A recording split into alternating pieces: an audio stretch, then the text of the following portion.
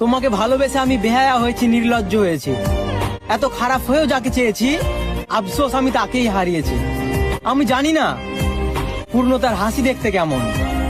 একজন ক্ষুধার্ত জলের জন্য ছটফট করা ব্যক্তিকে খাবার পানির লোভ দেখিয়ে ফিরিয়ে দেওয়া যেমন, আমার ভালোবাসাটাও ছিল ঠিক তেমন। তুমি আমাকে পূর্ণতার লোভ দেখিয়ে পূর্ণতা দাওনি, আমার হব বলে আমার হওনি। প্রতারণা করলো সে, কষ্ট পাচ্ছি আমি, অথচ তার জন্য চোখের পানি ফেলতে দেখেছি আমি আমার মাকে। যার পায়ের নিচে জান্নাত, তুমি কষ্ট দিয়েছো তাকে।